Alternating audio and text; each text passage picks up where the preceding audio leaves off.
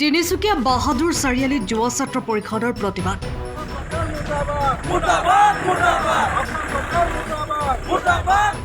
জল জীৱন আঁচনিৰ দুৰ্নীতিৰ তদন্তৰ দাবীত ঘাইপথ অৱৰোধ কৰি প্ৰতিবাদ সাব্যস্ত কৰে যুৱ ছাত্ৰ পৰিষদে। অসম আগশাৰী জাতীয়তাবাদী সংগঠন অসম জাতীয়তাবাদী যুৱ ছাত্ৰ পৰিষদৰ বৰডুবি আঞ্চলিক সমিতিৰ উদ্যোগত আৰু জিংগা গাঁওবাসীৰ ৰাইজৰ সহযোগত জিংগা গাঁৱৰ জলজীৱন আঁচনিৰ দুৰ্নীতি তদন্তৰ লগতে নিয়মীয়া পানী যোগানৰ ব্যৱস্থা গ্ৰহণৰ দাবীত বুধবাৰে বাহাদুৰ চাৰিআলিত তিনিচুকীয়া দুলীয়াজান সংযোগী ঘাইপথ অৱৰোধ কৰি দুঘণ্টীয়া প্ৰতিবাদী কাৰ্যসূচী ৰূপায়ণ কৰে।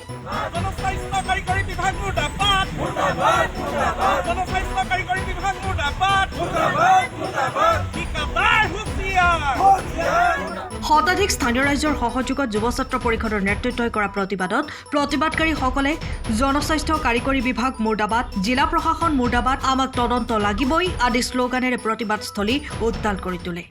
আজি আমি অসম জাতীয়তাবাদী যুৱ ছাত্ৰ পৰিষদ বৰডুবি আঞ্চলিক সমিতিয়ে আমি তিনিচুকীয়া দুলীয়াজান সংযোগী ঘাইপথ দুঘণ্টীয়া ঘাইপথ আমি অৱৰোধ কৰিছো। এইকাৰণে কৰিছো, আমি জিলা প্ৰশাসনক আমি বাৰম্বাৰ আমি স্মাৰকপত্ৰ প্ৰদান কৰাৰ পাছতো, জনস্বাস্থ্য কাৰিকৰী বিভাগক স্মাৰকপত্ৰ প্ৰদান কৰাৰ পাছতো জিংগা গাঁও যি জলজীৱন আঁচনি দুৰ্নীতি তদন্ত তেওঁলোকে কৰা নাই। আমি যুৱ ছাত্ৰ পৰিষদে প্ৰতিবাদ কৰিলে তেওঁলোকে মানুহ পঠিয়াই তেওঁলোকে ৰিপেয়াৰিঙৰ ব্যৱস্থা কৰে, কিন্তু এবছৰ পৰ্যন্ত কাম সম্পূৰ্ণ হৈ যোৱাৰ পাছতো ৰাইজে ঘৰে ঘৰে বিশুদ্ধ খোৱা পানী নামত এইটো মানে পানী নাপালে।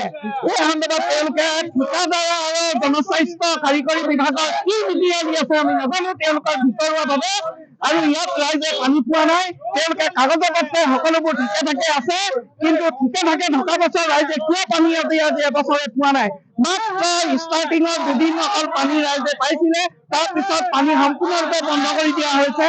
আজি দুঘণ্টীয়া পদবৰ্তৰ জৰিয়তে আমি জিলা প্ৰশাসনে স্পষ্টভাৱে আমি ক'ব বিচাৰিছো, ইয়াৰ পিছত যদি জলজীৱন আঁচনি দুৰ্নীতি তদন্ত আৰু ঠিকাদাৰক ব্লেকলিষ্ট যদি নকৰে আৰু নিয়মীয়াভাৱে পানী যোগানৰ ব্যৱস্থা যদি ৰাইজৰ ঘৰে ঘৰে বিশুদ্ধ খোৱা পানীৰ ব্যৱস্থা নকৰে, তেতিয়া ইয়াক আমি কাৰ্যসূচী অধিক গণতান্ত্ৰিকভাৱে আমি কাৰ্যসূচী ল'বলৈ আমি বাধ্য হ'ম। আজি আমাৰ অসম জাতীয়তাবাদী যুৱ ছাত্ৰ পৰিষদৰ সৌজন্যত আমাৰ আজি দুঘণ্টীয়া আমি কাৰ্যসূচী লৈছিলো, আৰু এই কাৰ্যসূচীটো হৈছে আমাৰ জিঙা গাঁও চাৰিআলিৰ পানী যোগান আঁচনিৰ বাবে।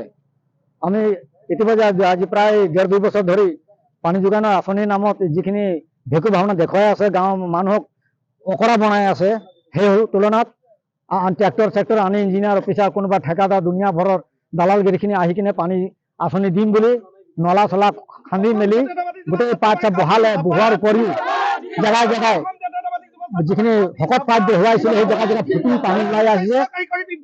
আমি বাৰে বাৰে জল জীৱন যোগানক আমি বাৰে বাৰে জনাইছিলো, প্ৰতিবাদীকে জনাইছিলো, পানেলি জনাইছিলো, লিখিত দিছিলো, কিন্তু কোনো সুসূত্ৰ নাপালো আৰু কোনো সিদ্ধান্ত লোৱা নাই। আৰু এতিয়াও পানী যদি আপোনালোকে সংবাদ মাধ্যমৰ জৰিয়তে যদি আপোনালোকে বিচাৰে, তেন্তে আমি আপোনাক ঘৰে ঘৰে নি পানীৰ যোগানৰ পাইপখিনি আমি দেখুৱাবলৈ সক্ষম হম। কিন্তু তেনে ক্ষেত্ৰত পানী আজি পৰ্যন্ত কোনো গাঁৱৰ মানুহে আজিলৈকে পোৱা নাই। ব্ৰাণ্ডত যি পানী পাইপ লগাইছে, পানী পাইপ ভঙা চিঙা ফালি মেলি শেষ হোৱা হৈছে। আৰু পানী যোগানৰ পৰা যিখিনি পানী এৰি দিয়ে, পানী এৰি দিয়াৰ লগে লগে জেগা জেগা ফুটা পানী ওলায়। সেইকাৰণে আজি আমি এই কাৰ্যসূচী ল'বলৈ বাধ্য হৈছো, যাতে চৰকাৰৰ জৰিয়তে পানী যোগান আঁচনি এই সিদ্ধান্ত উচিত সিদ্ধান্ত গ্ৰহণ কৰি এই গাঁওখনক সুবিধা কৰি দিব বুলি মই সংবাদ মাধ্যমৰ জৰিয়তে আৰু লগতে জাতীয়তাবাদী যুৱ ছাত্ৰ পৰিষদৰ হৈ অনুৰোধ জনালো। তিনিচুকীয়াৰ পৰা অজয় শৰ্মাৰ ৰিপৰ্ট, টাইম অফ আছাম। সময়ৰ খবৰ সময়ত পাবলৈ ফ'ল' কৰক টাইম অফ আছাম।